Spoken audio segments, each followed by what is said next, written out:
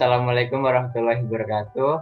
Di sini kami akan menjelaskan tentang X-ray konvensional dan X-ray mobile. Sebelum masuk ke materi, saya ingin memperkenalkan diri saya dan teman saya. Nama saya Raffi Atela Hantasena. Nama saya Farhanur Rahman. Langsung saja, yang pertama adalah pengertian dari X-ray. Sinar X merupakan jenis radiasi yang disebut gelombang elektromagnetik. Pencitraan X-ray akan menciptakan gambar bagian dalam tubuh. Gambar-gambar ini akan menunjukkan bagian-bagian tubuh dalam nuansa hitam dan putih. Gambar hitam putih ini dihasilkan karena jaringan-jaringan tubuh menyerap jumlah radiasi yang berbeda. Misalnya, kalsium dalam tubuh menyerap sinar X lebih banyak, sehingga tulang tampak putih. Sementara lemak dan jaringan lunak lainnya menyerap lebih sedikit, sehingga terlihat abu-abu. Pengertian X-ray konvensional. Pesawat sinar X konvensional adalah pesawat medis yang bekerjanya menggunakan radiasi sinar X baik untuk keperluan fluoroskopi dan radiografi. Pesawat sinar X harus memiliki sistem diafragma atau kolimator pengatur berkas radiasi, sehingga apabila diafragma tertutup, maka laju kebocoran radiasinya tidak melebihi batas yang diizinkan. Ini adalah gambar dari blok diagram X-ray konvensional. Yang pertama ada rangkaian timer, terus rangkaian power supply, rangkaian HTT, rangkaian X-ray tube, terakhir rangkaian pemanas filamen. Cara kerja X-ray konvensional, urutan atau proses terjadinya sinar X yaitu katoda atau filamen dipanaskan sampai menyala dengan mengalirkan listrik yang berasal dari transformator. Karena panas, elektron-elektron dari katoda atau filamen terlepas. Sewaktu dihubungkan dengan transformator tegangan tinggi, elektron-elektron akan dipercepat gerakannya menuju anoda dan dipusatkan ke alat pemusat atau focusing cup. Filamen dibuat relatif negatif terhadap sasaran atau target dengan memilih potensial tinggi. Awan-awan elektron mendadak dihentikan pada sasaran atau target sehingga terbentuk panas lebih dari 99% dan sinar X kurang dari 1%. Pelindung atau perisai timah akan mencegah keluarnya sinar X dari tabung, sehingga sinar X yang terbentuk hanya dapat keluar melalui jendela. Panas yang tinggi pada sasaran target akibat benturan elektron ditiadakan oleh radiator pendingin. Jumlah sinar X yang dilepaskan setiap satuan waktu dapat dilihat pada alat. Bagian-bagian X-ray konvensional. Yang pertama ada saklar yang berfungsi untuk menghubungkan suplai listrik PLN dengan pesawat ronsen. Yang kedua ada fuse atau sigring, berfungsi sebagai pengaman. Yang ketiga ada voltage kompensator, alat yang berfungsi untuk mengkompensasi nilai tegangan yang diperlukan pesawat jika terjadi penurunan atau kenaikan pada suplai PLN. Bagian X-ray konvensional. Autotrafo, alat untuk memindahkan daya listrik dari suatu rangkaian ke rangkaian lain dengan cara menaikkan atau menurunkan tegangan. Yang kedua ada line resistance. Setiap pesawat mempunyai hambatan atau R yang diberikan oleh pabrik. Contohnya pada pesawat Shimadzu, hambatannya 0,04 sampai 0,08 ohm. Resisten ini disebut hambatan internal, sehingga airline adalah tahanan atur yang berfungsi untuk mencocokkan tahanan pengkabelan dengan tahanan yang dibutuhkan pesawat. Yang ketiga ada voltage indicator. Untuk mengetahui apakah tegangan PLN mengalami kenaikan atau penurunan. Yang keempat, KVP selektor mayor untuk memilih tegangan tinggi atau memilih besarnya beda potensial antara anoda dan katoda yang besar selisih tiap terminal X 10 kV. Yang kelima ada KVP selektor minor, yaitu untuk memilih tegangan tinggi atau memilih besarnya beda potensial antara anoda dan katoda yang besar selisih tiap terminalnya 1 kV. Berikutnya ada voltage regulator untuk memilih tegangan PLN 110 atau 220 atau mungkin lebih 380 volt AC, tergantung dengan pesawat yang digunakan dan di negara mana. Yang terakhir, MA control berfungsi untuk mengatur arus pemanas filamen yang kemudian akan digunakan sebagai penentu besarnya arus tabung yang digunakan. Standby resistor, alat yang berfungsi untuk memberikan pemanasan awal pada filamen tabung ronsen agar terjadi preheating sebelum expose berlangsung, sehingga filamen tabung ronsen lebih awet. Alat ini terdiri dari hambatan yang dilengkapi dengan kontaktor yang digerakkan oleh delay relay. HTT atau High Tension Transformer.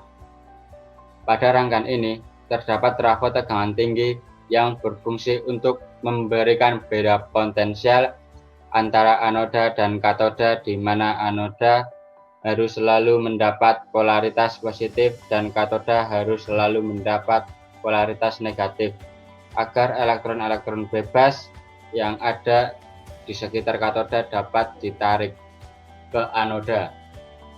Transformator adalah alat yang berfungsi untuk menaikkan atau menurunkan tegangan dari suatu rangkaian lain. Bila transformator tersebut untuk menaikkan tegangan disebut transformator step up pada HTT, dan apabila untuk menurunkan tegangan disebut transformator step down pada trafo filamen. Berikutnya ada timer, menentukan lamanya penyinaran dengan menarik valve ke arah searah jarum jam. Dalam waktu yang bersamaan, jarum penahan PA lepas hingga gigi gergaji akan ikut berputar ke kanan searah jarum jam. Kontaktor C dari normally open menjadi close. Berikut ini adalah rangkaian dari S-ray konvensional.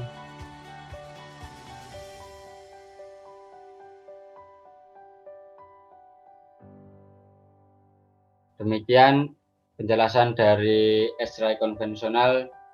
Penjelasan berikutnya akan disampaikan oleh teman saya. Oke.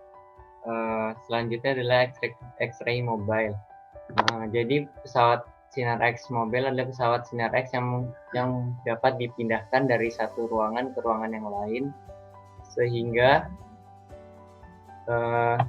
pesawat X-ray ini terdiri dari beberapa sistem dan subsistem sinar X atau komponennya. Prinsip dasar X-ray mobile itu, X-ray mobile terdiri dari kart beroda yang membawa X-ray generator, X-ray tube stand, kolimator, dan penyimpanan film kaset. Ada juga baterai untuk mencharge tenaga pada X-ray. Di alat ini ada dua prinsip kerja, bisa dari power supply tegangan 220 volt AC langsung atau menggunakan baterai.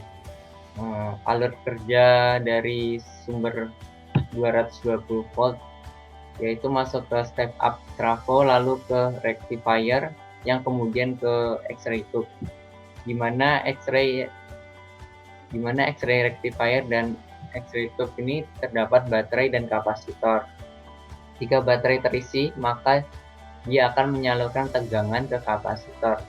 Setelah penuh, kapasitor akan mendischarge ke X-ray tube dan menghasilkan sinar X. Selanjutnya ada bagian-bagian X-ray mobile. Yang pertama ada power switch yang berfungsi sebagai tombol on-off saklar yang memutus dan menyambungkan supply dari PLN. Yang kedua ada hand switch.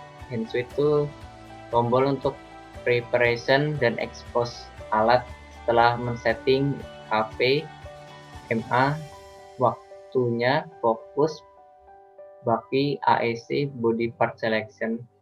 Bagian ini terdapat dua penekanan. Untuk tekanan pertama yaitu rotating anoda akan bekerja, kemudian alat bisa diekspos dengan penekanan yang kedua.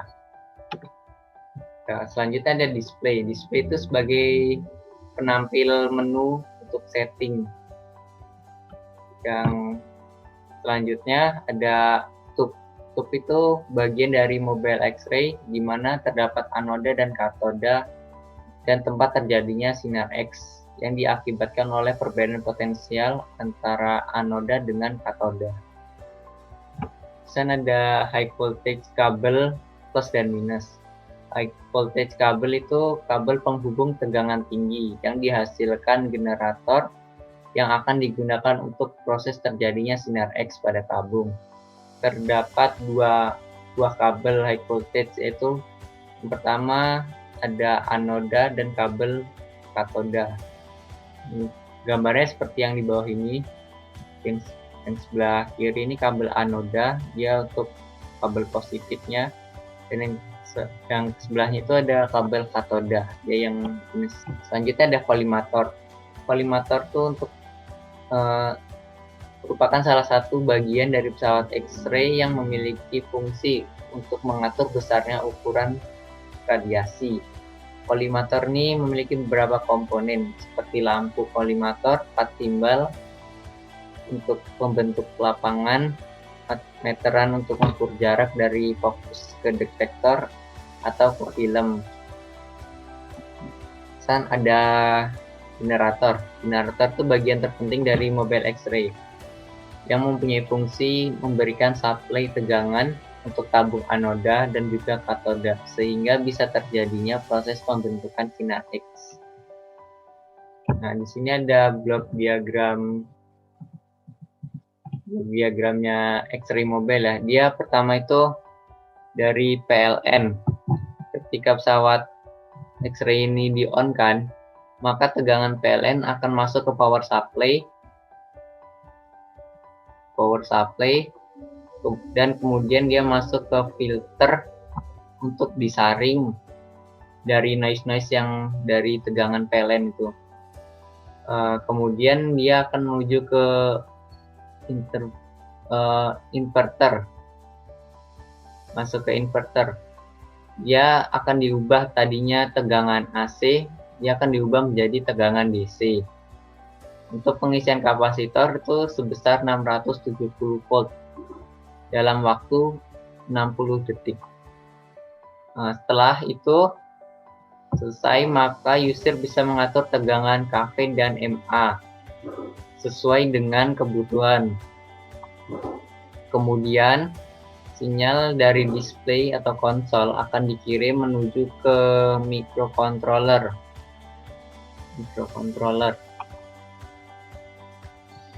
yang nantinya akan diperintahkan main kontaktor untuk meloloskan tegangan ke anoda dan katoda melalui filamen. Pada saat penekanan pertama dan switch, maka mikro akan memerintahkan main kontaktor untuk meloloskan tegangan menuju filamen sehingga filamen akan menyala dan menimbulkan awan-awan elektron. Sehingga itu rotor akan berputar meloloskan tegangan menuju ke motor driver, sehingga rotor akan berputar sekaligus akan memutar anoda dalam tabung setelah filamen dan rotating anoda bekerja. Maka mikro akan mengirimkan sinyal untuk ditampilkan di display.